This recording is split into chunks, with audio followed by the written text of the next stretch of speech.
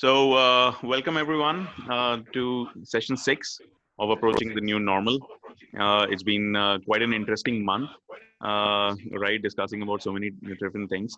And that is what we're going to discuss today. We're going to kind of summarize and revisit all the things that we discussed amongst ourselves with guests, um, and also, behind the cameras and on our own internal discussions.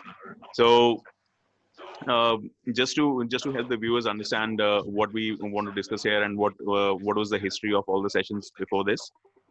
In the first session, it was an introductory session. We were discussing the impact that COVID-19 has had on the education systems in India and basically all our experiences, whether they are in India or abroad. And we got quite a few different approaches over there. Then session two was well, with this guy called Saurabh Nanda, and he was talking about test prep. So we discussed a lot about test prep industry in India, which is as big as the regular education setup. Session three, we had two amazing guests, Rima and Prakar Bhatia.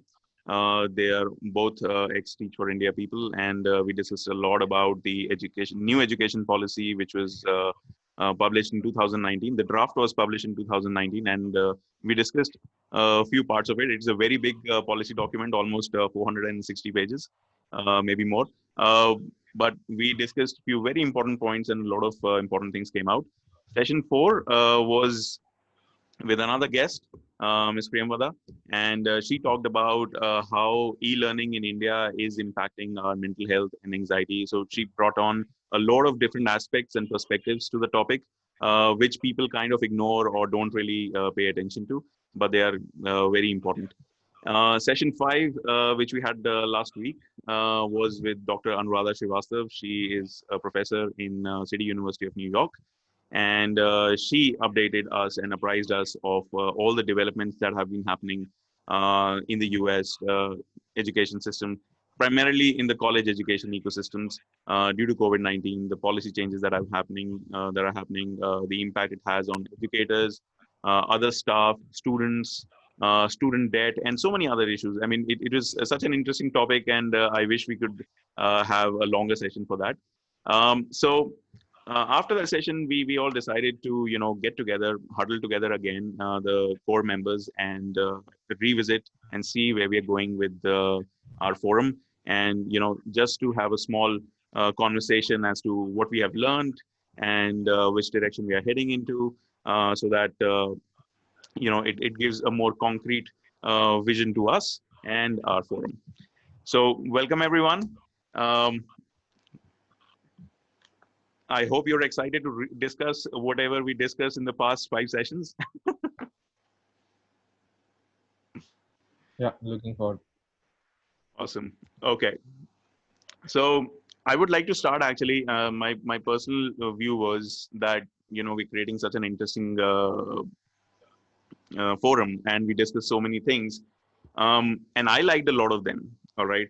Uh, but I would really like to know more from each of you as to how did the sessions go? What did you think was the best session for you? Which session did you cherish the most? I mean, we can start with Praneeth because that's the order I can see on my screen. So it's Praneeth, Pallavi, Priyank, and then Jasleen. Thanks. Thanks for that introduction. Also, it was good. It was a good revision for everything that we've learned. I think for me, the one that hit really strong was the session last week with Dr. Anuradha Srivastava. We have no idea what's happening in the higher ed section. Like we just know that primary education is going. It's not really. Everybody's looking at primary education, but nobody's really looking at how college should be dealt with. How should higher education be? And I think, the whole idea of having a strong community was really something that was a blaring factor that she had put across, that, hey, the teachers are all a big community and they have a union where they work together to sort of get, the students on board, the students who have sort of problems at home, personal issues, how do they deal with it in the professional setting at college. I think a lot of insights which are really valuable just came like at our faces, and I took a bunch of notes for all the sessions. But then when I look at the notes only for Dr. Anuradha Srivastava's session, it was so much more, only because I really resonated with the idea of looking at higher ed in the first place.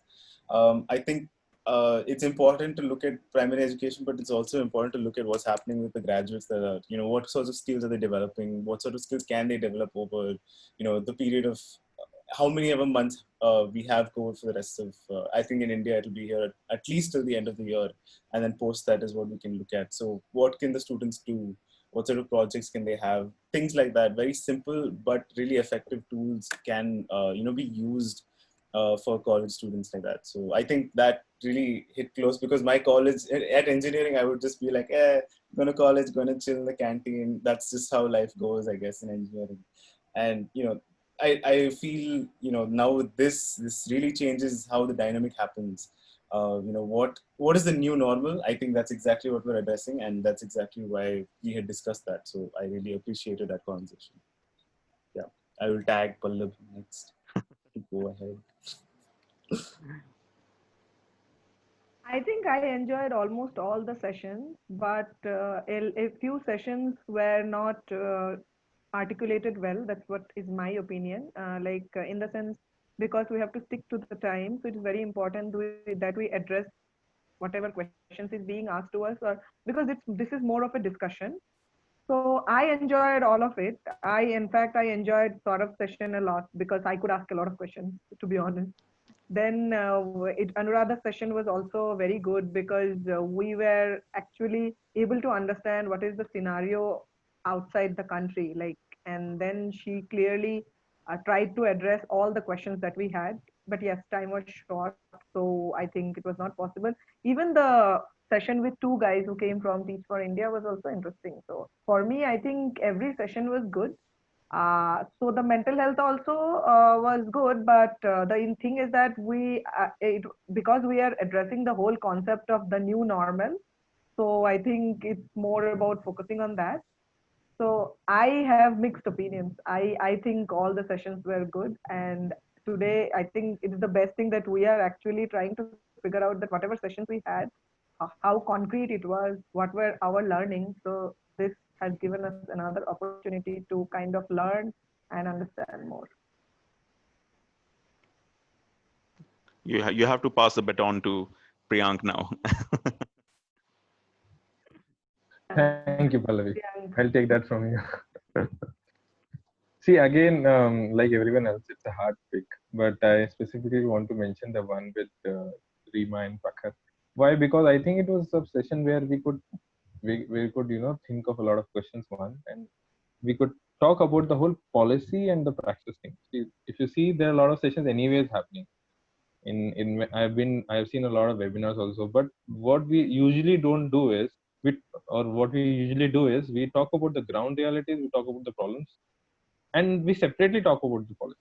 But in that session, we could bring in the two together and ask some very critical question that how things are in the policy and how things are on the ground. Why is policy like that? Why is ground reality like that? How do we see the gap? Because again, policy doesn't come out of thin air. It has some context to it.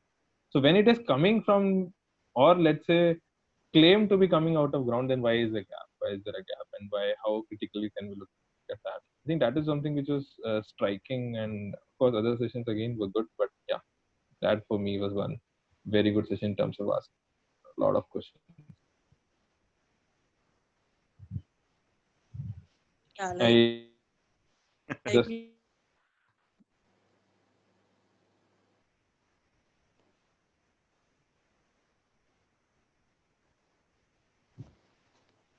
go over the session was good. I think every session was some or the other perspective, and every session was different to other. Like we were not discussing same things with the other. Like what Saurabh spoke was very different to what was discussed in Prakhar and Rima's session. Was very different to what we discussed about mental health in the other session. So every session had a different flavor and added something or the other to our perspectives. There were few sessions where we could ask a lot of questions, as Priyank mentioned. In the policy session, it was more of a conversation going on. in Saurabh's session, we got to learn a lot of new things, but we couldn't engage in that session. Um, in mental health session by Priyandra, we again couldn't engage, like we could engage in the session, but we were limited to just asking one or two questions in time constraint.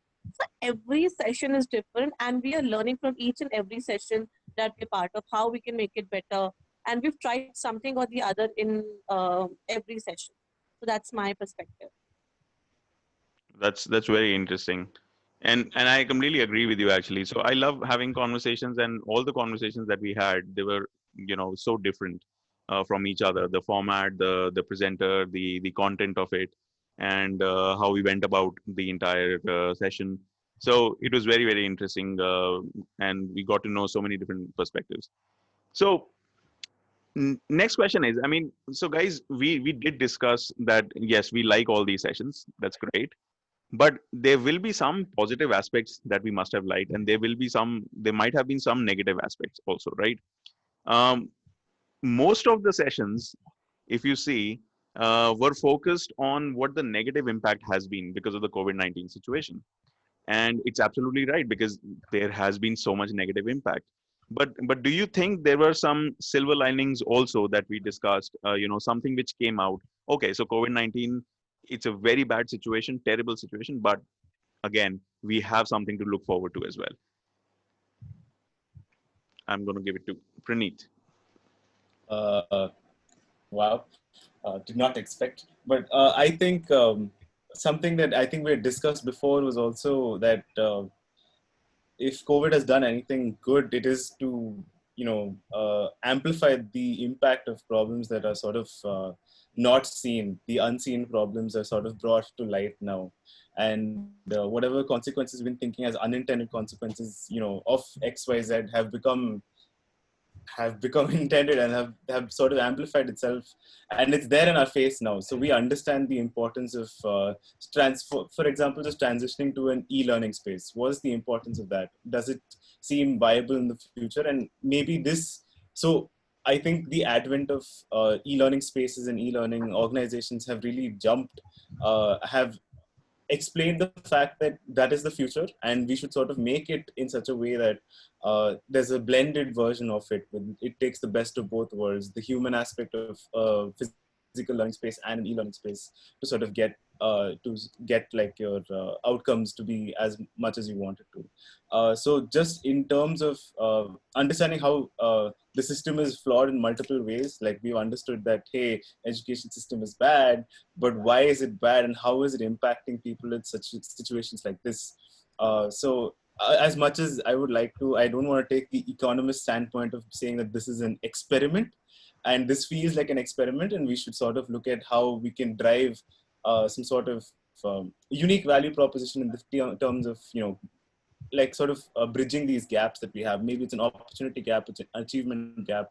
All of these things are sort of in our faces, and we can sort of look towards finding solutions now in a more dynamic way, so to speak.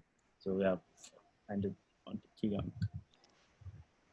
Oh, Pallavi, sorry. So Oh, it's okay. okay. Anyway, my bad. Anybody, I'm sorry. P, Yeah. everybody. Pallavi, you want to go ahead? It is not a rule, no, that okay, इसके बाद उसको बोलना है, like any. No, I was No. still in that same mindset. It's I'm okay. sorry. No rules, and Uh, in fact, I mean, I'll pick. if if But anybody is Saurav is like Praneeth is speaking, please go ahead and ask him. I mean, questions. I mean, so like I'm not supposed to be the person who directs stuff. It's just that Yeah. if you start fighting, then I'll stop you. Don't fight. Got it. So whoever wants to go, I mean, I really don't. I just spoke.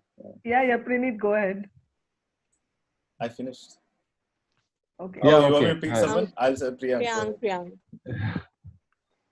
Okay, see, Priyank, yeah.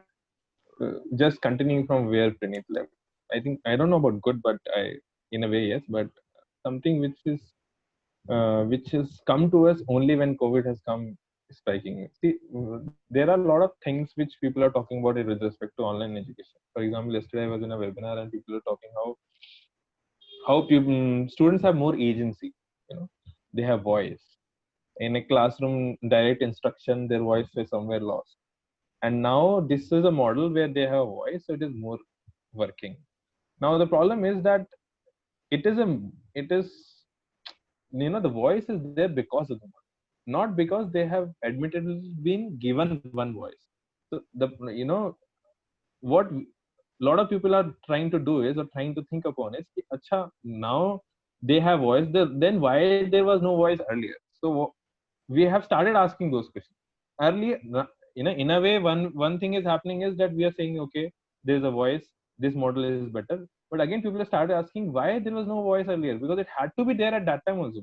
Voice should be there not because of the model, because students deserved a voice.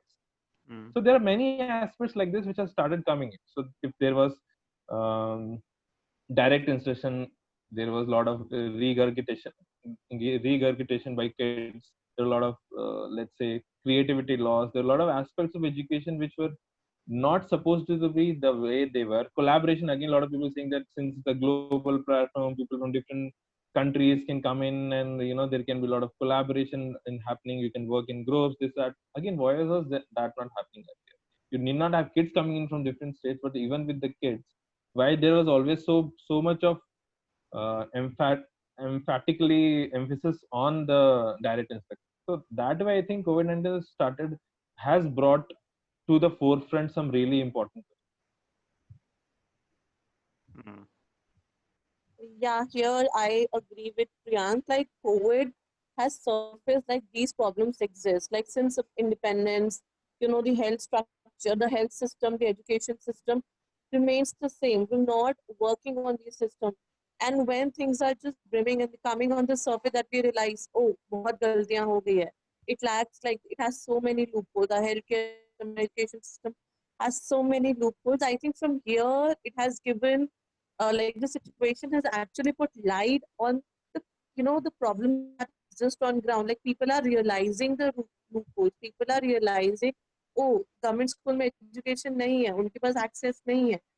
So I think it's more of a this situation has given a this situation has for me given light to the problems. From here we can take forward and work on the loopholes and come up with the solution at policy level, at implementation level. So that's what I feel. Like this is a silver lining for me. At least highlight to hai issues. Mm. For me, guys, I mean, one of the silver linings is a forum like this. I don't think that we would be coming together from different walks of life, all passionate about the same thing and united by the same vision and passion. And I think for me, that is very important, because conversations are uh, the basics, the first step towards any change. And conversations have started happening, so that's amazing. I had a small question though, like a follow-up question. So we talked about the fault lines have been exposed, e-learning's importance has been enunciated now, uh, and we were asking questions: why is the education system bad? Why is this happening? People don't have laptops. Like Ms. Priyamdada said, in France they realize not everybody has a laptop. Dr. Anuradha said in the US not everybody has a device. So wasn't this data available before? Wasn't these questions already available before?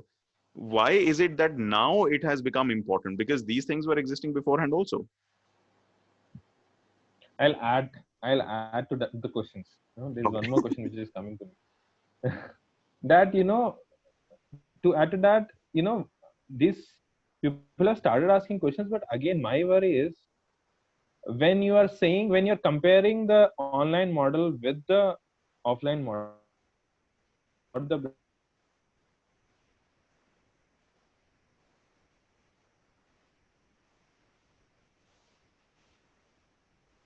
is, which is giving a voice to kids because of the design, not because they students really deserved it, not because the stakeholders believe that it is something which is very important. So how long a model like this for?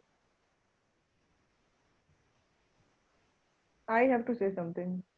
Like, I think since March, I have attended more than 1,000 webinars. To be very honest, it's becoming very difficult because me being a person, like I am an adult, it's difficult for me to kind of focus on someone who is talking unless and until it is a participatory thing. So I definitely do not agree that it can continue for a long time and it will become a success. If in order to make it a success, we have to come up with ideas. And Zoom, whatever, Zoom, WebEx, or this thing, what you call Microsoft Meetings, I think all of them are very, what you call, very, I won't say irritating, but it's like it is getting like claustrophobic. For me, if you ask, like, it becomes very difficult because focusing on someone who is talking, in fact, imagine, like, for example, if you are going to a conference or you are presenting, like I had a conference in US in August, September in Dallas.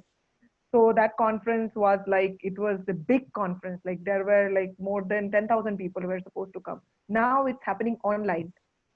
The whole objective of the conference is diluted because you never know. If I'm just switching off the video, what am I doing? Like you will not see my participation. For everyone it might be like, okay, they might be like, matlab video off hai to she is participating, but definitely I am very sure that we are doing something else. So how do we kind of justify this? And as far as kids are concerned, like I'm having really tough time with kids. Like today Jaslyn asked, like how are we going to address this issue with government schools? Very difficult. Not just about network. How can you expect someone to look into a screen continuously for few hours and work? Like even after getting salary, we just don't want to work 24 hours on a, like 10 hours or 12 hours on a system. How can we expect kids, or for example a teacher who has been conditioned to go around the class, look at students notebooks, talk to the teacher? And I think Saurabh is also facing the same problem. Like we get up, we walk around, and then we go. I don't think like this whole concept of new normal, like I think in the long run it will start affecting us. It has already taken a toll on my mental health. I don't know about others. I Uh, have. Oh, sorry. Yeah, go ahead. yeah, like I am not looking it as a long term as of now, but I'm just looking it as an alternative in the current scenario. Like if not online education, if not online content, then what? How will we keep our kids engaged? So I understand that long term it won't work. Long term we have to come up with a blended model or some other structure.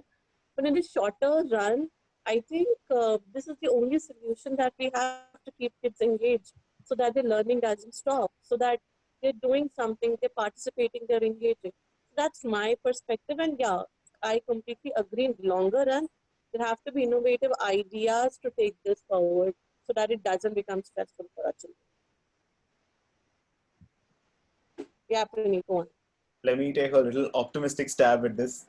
See, so I think, Pallavi, as you were saying, I completely agree. If it's a lecture, then you don't feel like sitting. But if it's a participatory group activity, what if classrooms became group activities as a whole, right? So again, ideal case scenario. And if now they're group activities, later on the teachers will be accustomed to the fact that, hey, my group activities can be X, Y, Z by design. So this improves your classroom instruction also in a way. So again, very optimistic stab at it. If we take teacher training quite seriously and say that, hey, our teachers should be equipped with the skills and mindsets to do X, Y, Z, to teach in X, Y, Z, I think that would automatically reflect in the way instructions are being given inside classroom, even after COVID gets over, not just now. So maybe looking at it from that angle could also help because, again, we don't know what happens, right? There is this whole topic called crisis-based innovation. Like things have happened because of a crisis, right?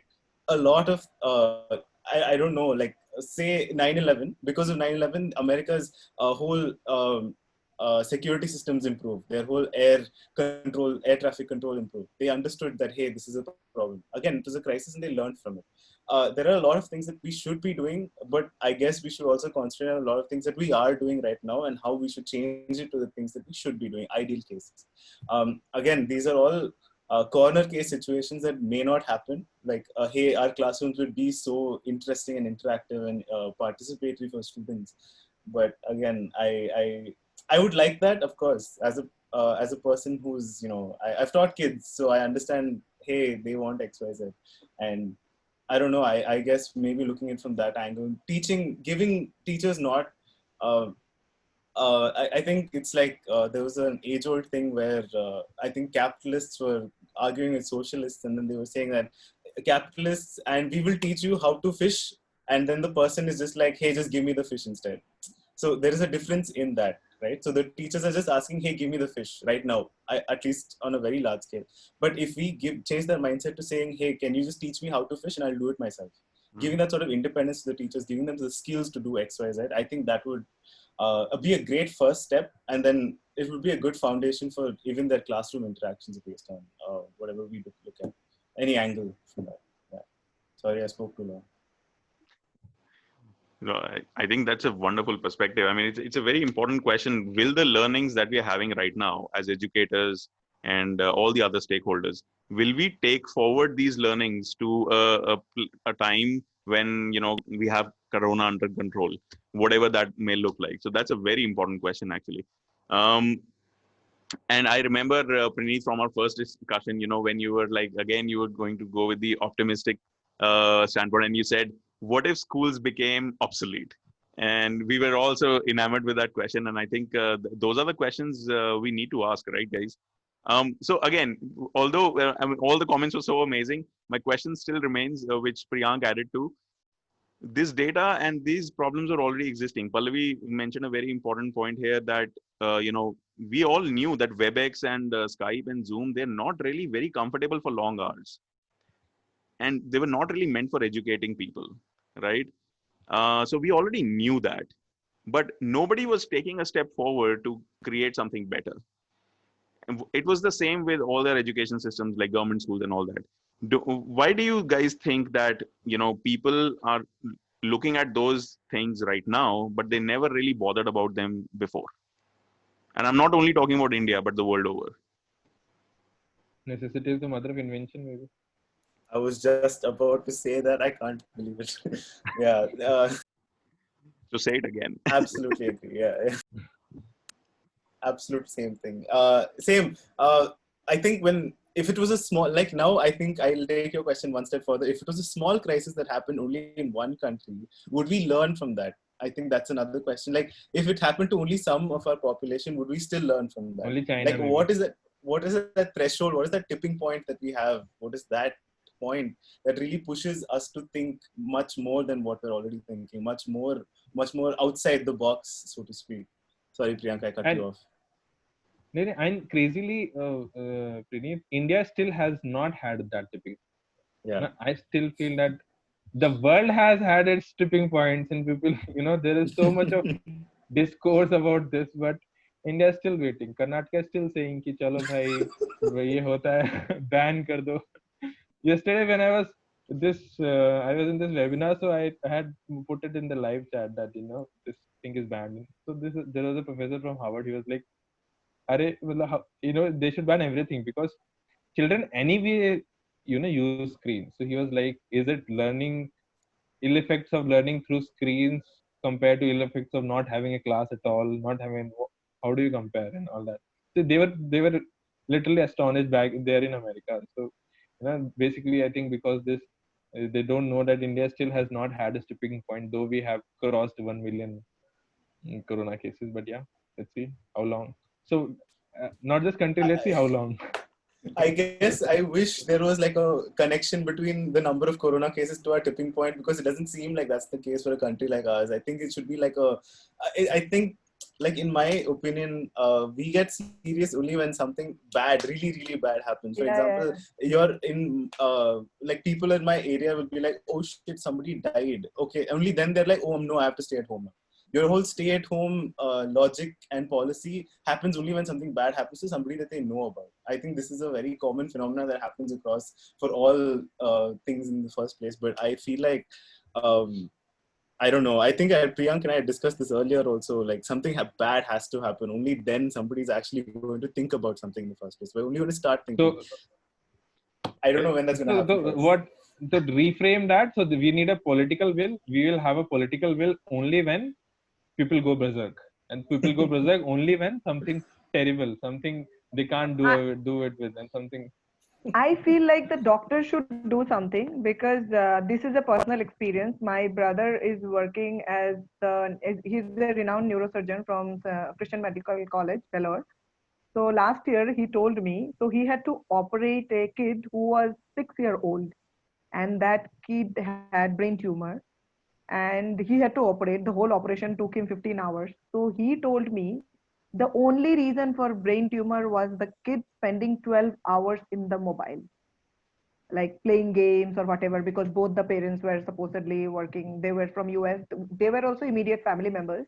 So that point of time, he just told me, this was last year, September, I had gone to Vellore. He was telling me, in case, like we never thought that time Corona was not in the scene. He just told me, imagine sometime in life we have to be dependent on a screen. I would never agree to it because I am going to operate tonight a kid who is a relative and I don't know what will. The kid survived, but then he told me that this whole screen kind of creates a very bad impact in our brain. And I have started having pain in the eyes, and then there's my migraine has gone high. Like I'm telling in terms of health issues, I feel like as far as India is concerned, tipping point will never come because we are always ignorant. We don't realize कि क्या हो रहा है. And then as far as our government is concerned, like now the government is not concerned about so-called क्या बोलते हैं, corona. We are campaigning for elections. We are looking at things which are not relevant, and we don't care what will happen to education. Yesterday I think you all saw that IIT has decided not to take students based on the, I don't know if you have read the article, like Advanced scores, yeah. so how do you think that's possible? यार कैसे possible है वो, मतलब इस साल चलो कोई बात नहीं, लेकिन are we assured कि कोरोना तो कभी जाएगा नहीं? We have to live with corona. It's corona is the new normal. मतलब like, so what are we thinking? How are the administration? How is the government? How are we as activists or whatever, like educators? How do we think? How we are going to go with this life? 2020 तो fine. What about 2021? How do you think we are going to have this thing in our life and be very normal about it? So I'm going to take a cue from there, Pallavi. You pointed out something very interesting and very important. That how, right? What is the how over here? And we have been discussing about how, and Jasleen just suggested that we should use technology, but more innovative ways. There are a lot of things that were suggested in our past 5 sessions. So by different people because of different conversations. So what all things do you think we guys definitely agree on, that all 5 of us say, yes, this is definitely something we agree on? It might be a problem that we need to solve, or it might be a solution that we think should be implemented in our education system. Which all things do you think we agree on? Let's start with Jasleen this time. Like I'm starting with the bottom of the screen now. What I agree on. I'll take a couple of minutes to think about it. If anybody has answer, can share. I just need a moment Please. to think. I will go for if there is a question like what we don't agree on, I will go for that. Okay. So let me start this answer then. I think we definitely agree on that all the problems that we have in our education system, and the problems are as big as our education system, they need to be addressed. And they need to be addressed yesterday. So if we are not doing that, then we are definitely A, not heading in the right direction, B, not making use of this crisis, which we can, because the people are talking about this. And three, basically just improve education in general and set examples for other people around the world. So I think we definitely agree, all of us, that we need to revisit those tenets that we have in our education system. Man, like even if we don't find solutions, I feel like solving a problem would be to document the problems that exist now also. Like even making note of the gaping holes that exist is one way of looking at it. Because when we look at one thing, say pedagogy, and then we're like, hey, pedagogy should be X, Y, Z, then we'll forget the fact that socioeconomic statuses also play a role. How can we improve healthcare? How can we improve sanitation? How can we improve hygiene? So then we'll only look at one thing at the same time. So I think we've also agreed that we if we don't work together, we're not going to get through this in the first place. I think collaboration is number one. I hate to sound like somebody very preachy by saying, hey, collaboration is the way to success and all that. Of course it is, but it's a cliche for a reason. And I think we should start working towards understanding how do we document these things so that in the future, because inevitably it's going to happen again, whether it's the second wave or X wave of Corona, or if it's something else. Now they were saying the bubonic plague is also coming back. Wo bhi aaya. Like who knows what's going to सब happen. 2020 में आ जाए. I For think we should me, sort of look at everything. yeah, so I just have one simple answer to this.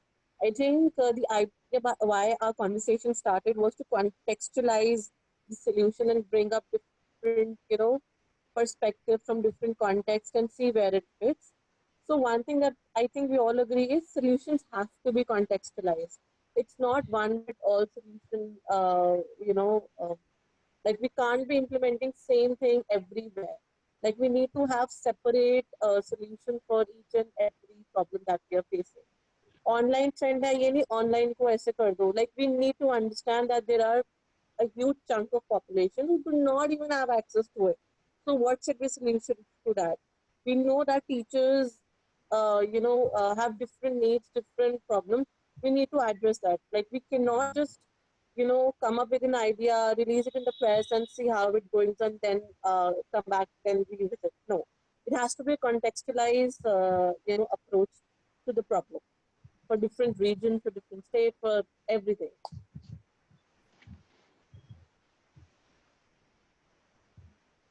So, I mean, before we move on to the next question, definitely please, if you have, because then the next question answer is going to be taken up by Priyank. Yeah, I like the role of more of a devil's advocate, so I want to that fits me more. So that is why. Indians are very good at that. Don't you guys agree? Yeah. All right. So, absolutely. I mean, I've written some amazing notes here. Now we've agreed on these, very big systemic problems, and we've also seen that the bottom up approach needs to be implemented more. What are the things that we disagreed on? Like we discussed so many things, so many aspects, so many perspectives. There are things that all of us don't agree on together. What are the things that we disagree on? So I think one thing which we have had conflict from, I think the first session is the whole use of technology. I think some of us so much so for believe in technology, and some of us are so much so for doubtful about technology. I can't tell you. Means I can go on this issue because I myself are conflicted. It is not that I know that I am in support or I am in against it. I really can't take a take. But one thing I really want to point out in current scenario of the whole thing, when we see technology as a solution to a lot of our problems, my core issue remains that equity is again getting equity is again getting larger. The inequities in the societies are getting larger. We have already a lot of reasons why inequities are getting enraged, why there is a whole ballooning of things in terms of equity, and this technology in this era which is seen as the future is again going to add to that. So I'm just worried and very worried about this whole thing that how do we look at technology? Do we really want, like, at the technology at the cost of what? Technology at the cost of equity? Do we want that? Can we afford that? No. Optimism? Anybody? You want a hint of optimism? Why? Again, why? My idea is, why don't we use tech to like fill in the equity gap in the first place? I mean, it's a never-ending problem for sure, but to do it as much as we could. For example, even again, there are very like bunch of socioeconomic issues that we're not going to look at. But for example, if we look at uh, just giving the access to technology as a problem, that is also a way for us to shed light upon the fact that there is an inequity there as well, and maybe we should look at that also. So maybe using the inequity to blare out other inequities in itself. Does that make sense? I don't understand. I'm just trying to say that we can use one inequity to like show us the other pool of inequities that also exist. By and we don't have to find or have this problem solving approach all the time. Maybe we could just look at what are the problems that exist and then look at solutions that may come up, like a holistic solution. Again, idealistic situation, which is very like positive and chirpy, but yeah, I agree that exists, but I'm also trying to look at the positives of having technology in the first place. Maybe you could have e-governance, for example. Even just people who set up e-governance or e-citizenship sort of portals could also just sort of understand, and we could have an idea of, we can get data basically, and then we can work with the data that we have to sort of get that. Again, if they don't have a phone itself, yeah, I understand the problem. But we also understand that how many people, I think even Justine has spoken about the internet penetration that's happening and that's going to happen over the next 1 year in a previous session. So I think looking at all of these things, I guess we don't really have a choice. The way the world is going, the way I think Indian phone manufacturers are stepping up and starting to scale up their production. I think there's only one way but go up with respect to technology. But we have to keep all these things cognizant in our mind when we make decisions policy level, I guess. Yeah, here I completely agree with Puneet that this can be looked at how we can fill the inequity. Again, we need to do a root cause analysis where the problem exists. The problem exists, people do not have access to technology. And this can only be solved at policy level, how we are providing technology to the people. You know, so I was working, with the government school, and, you know, government is spending so much on the textbook, which kids do not even use. Like, apart from the basic textbook, they have, critic thinking textbook, problem solving, GK, English supplementary, math supplementary, science supplementary. So many books which are not even used by the kids. Their teachers are not even trained how to use these kids. It's just that planning the budget in a way where we are, spending money in an effective way. Be it giving devices, simple devices where kids can study, not fancy devices, but tabs, kind of a tabs that can be accessed by student. So it has to be seen at policy level where we are spending budget, where the issue is coming from, what is the root cause, where we can fill the gap, and that is how we can fill the inequity. That's my perspective. Pallavi.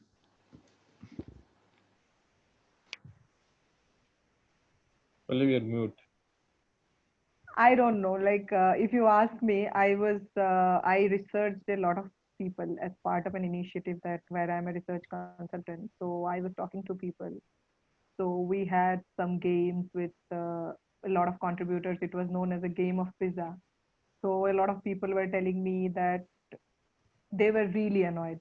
Like, I asked them why. They said that with the coming of mobile phones, life has already become difficult because earlier एक phone बचता था, somebody used to go and pick up और बोलते थे नहीं है घर पे, तो रख दिया phone. Right now सबके पास mobile है, तो आप phone आपको उठाना ही पड़ेगा. Like, you people know that you have a mobile all the time with you. And then this whole concept of reading books, hard copies, like जो essence था books का, like reading a book, books खरीदने का,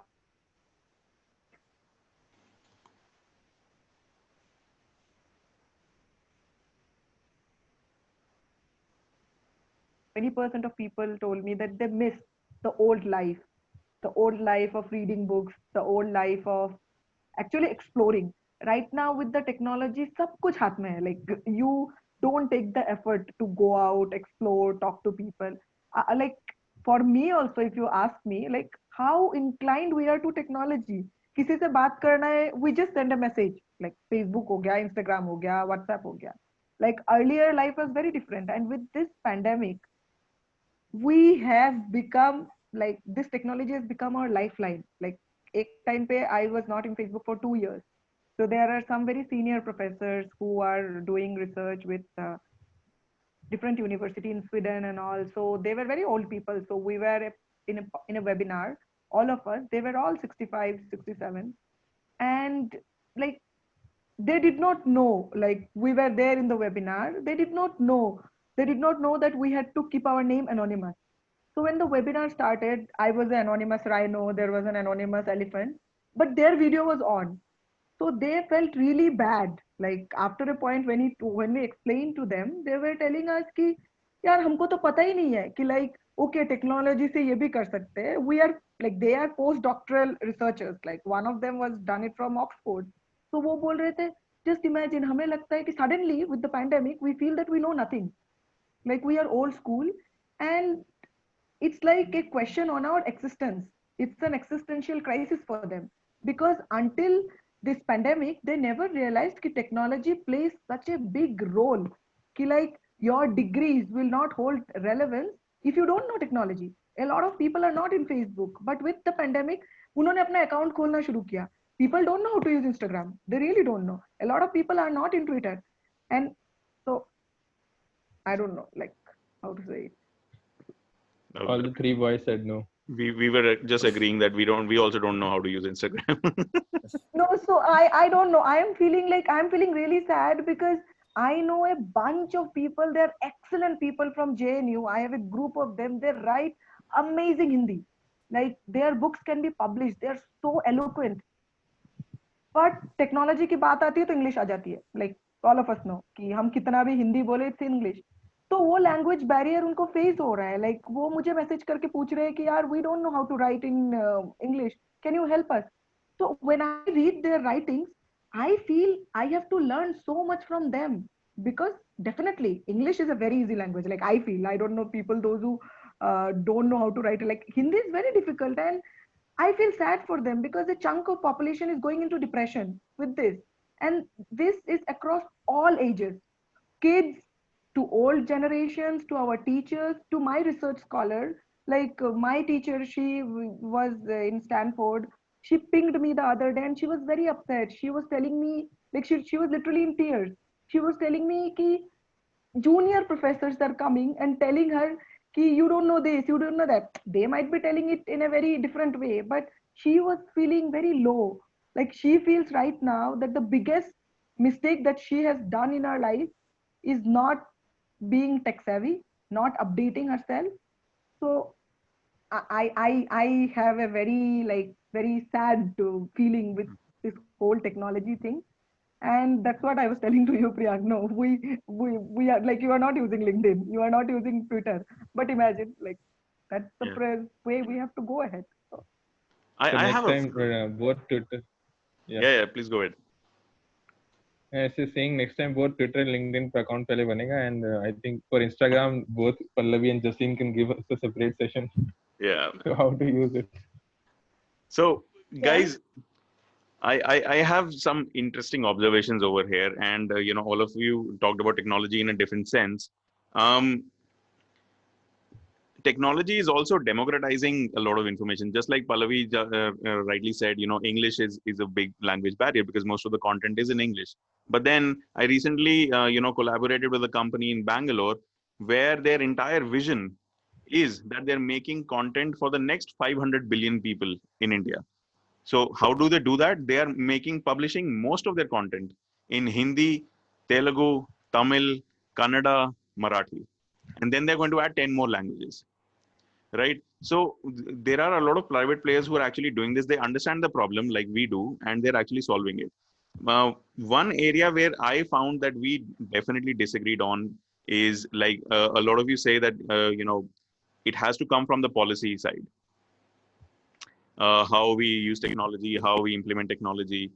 But what I feel is, so as you rightly said, Pallavi, a lot of these professors, they don't know how to use technology or software, but they can easily learn that through YouTube because there are so many hundreds of videos about every software and about every version of the software, right? But no government has ever made any such videos. So even if they do make videos, that is like too late in the process because of bureaucracy or whatever it is. Where I come from is I see that the private players, they can definitely find better solutions, quicker solutions, more scalable solutions than the policymakers. That is one area that I disagree on. What do you guys have to say? I think one thing which is also striking me is adding to this that see theoretically what we have all spoken about the whole technology thing looks very good, But again, and everything which comes in, any invention, any innovation, whether it is technology of any kind, and every machine is a technology, and we have examples of machine from 3 days. So that is not a problem. So everything has its side effect. That is fine. It has something good. Technology has, helped in so much in health sector, medicines, and so much has happened. What I'm saying is that a country like India, see, if we contextualize it, has to be ready for it. So there is where the problem comes. We can say that technology can be used to look at inequities and bridge it and all that. But again, I'm again emphasizing on this, that however, whatever policy you come in with, I'm picking up from what Saurav was saying, that we are still not ready for it. And if we, like the exam, we take the example of this policy, no detention policy, which is very good on paper, and it had really fundamental guidelines and reasons for it to be implemented. But what happened on the ground? Similarly, if for a country like us, again, it's a very big question, that how do we look at technology? And if it is again the same question, I'm rounding up to that, if it is again widening the equity, how do we afford it? So that is something which I want to add it from the policy level and also from the technology part. Okay, guys, I think we are. Guys, Yeah, please go ahead. I just wanted to again emphasize what you had mentioned earlier, which is a bottom-up approach, right? I think having this sort of both mix of a top-down, a hybrid top-down, bottom-up approach would probably be that's the best idea. That's the most ideal case, where you understand really what's happening and then implement it on a very micro scale and then build it up. At the same time, understanding what your vision is and your objectives are, and then building down. So having modules and having some sort of what's the word, decentralization of power, also having quality control for each thing at the same time, each platform, each level is ideal, is the best way to go about it, I believe, because that sort of reduces a bunch of problems to just things that have happened in history. With respect to execution, that is, I had another question, which was basically, I was listening to a podcast called Freakonomics, and it's also a book, right? So he said that there was a guy at University of Chicago, and he was like, hey, why don't we sort of have this sort of a course? We have public policy course and public administration course. Why don't we have specific implementation sciences course, where we have policies, we have things that are planned, because we all suck at execution. Deep down inside, all humans suck at execution and implementation of XYZ. Right. So if we have, say, a policy which is very well documented, very well guidelines showing that, I don't know, I haven't done extensive research on policy, but if we have subjective contextual implementation, and we have like an expert who has implementation history or a background, can come into the picture and just say, hey, this is supposed to be done XYZ. What do you guys think about a course which deals highly and only with implementation of like things? What is your take? I thought of it randomly, so I just wanted to ask you. So for all the viewers, I'm just going to say before we answer this question that we discussed something similar in session 3 with Rima and Prakhar. And both Priyank and I, we got really excited about a concept called IES, Indian Education Services. And if we have something like that, we have private players, people who know, edtech companies who know how to take technology out there. I think if government starts consulting them as to how to use a phone and how to make a video on it, things will improve considerably. That's what I feel.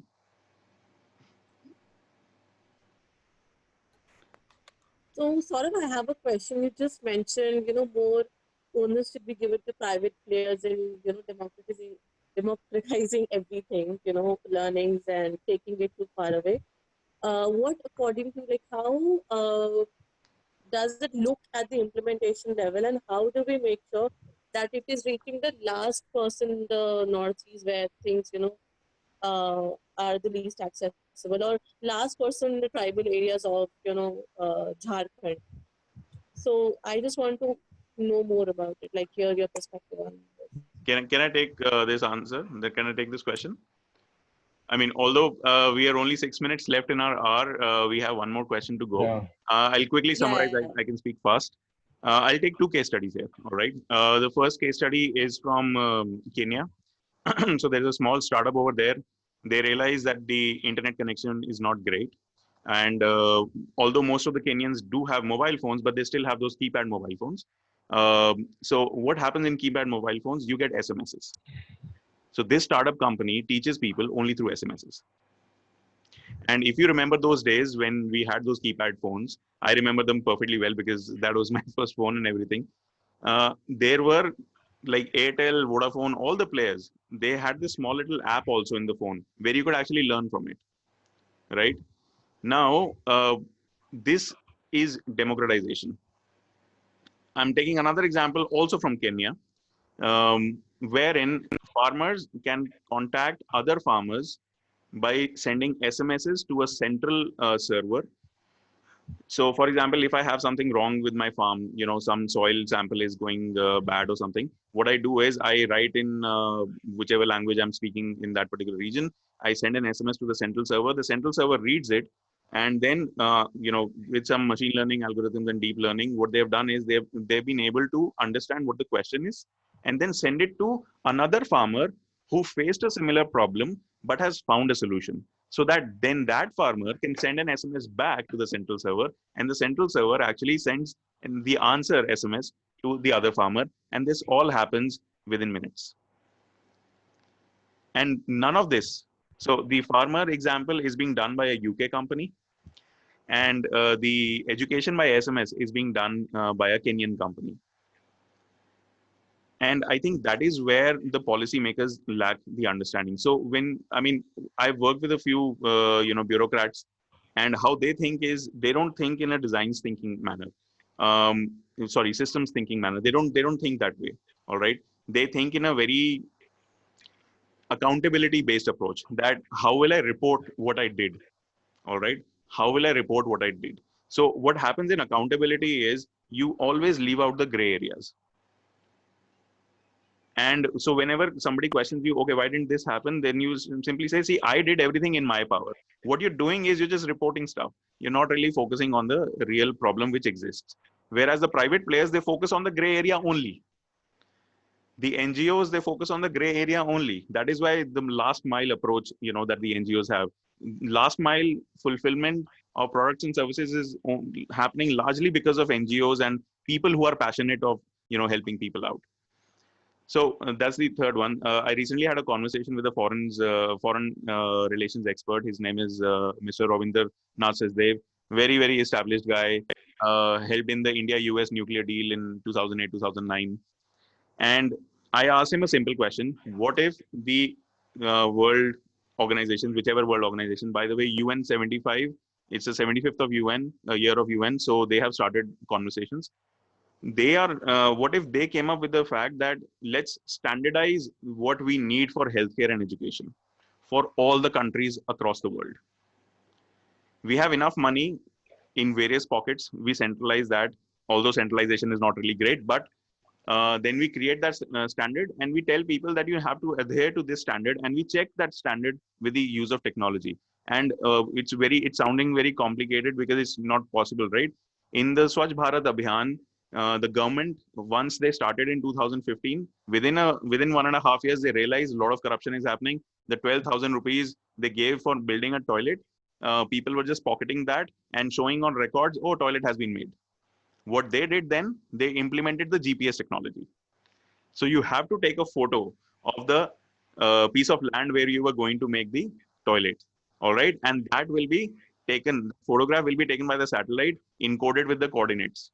When you complete the toilet and you submit the report, the satellite will again take an image of the same coordinates, whether there's a structure over there or not. And the accountability shot up, the real implementation of things started happening. So, these things exist. It's only there. How do we go about it?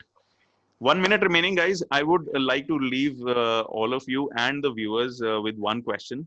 I hope I was able to answer the question that you asked, Yes, Jasleen. yes. So, do And you we think missed out on Praneeth's question. Praneeth, next time. next time? Oh my God. Okay. So, okay, quickly, let me just put this question out. Do you think that our webinar or forum is doing something different from the 10,000 other webinars and forums which are happening around the world based on education and everything related to it? Do you think we are making a difference, or do you think we are doing something different or not? Quickly, just. Your opinion?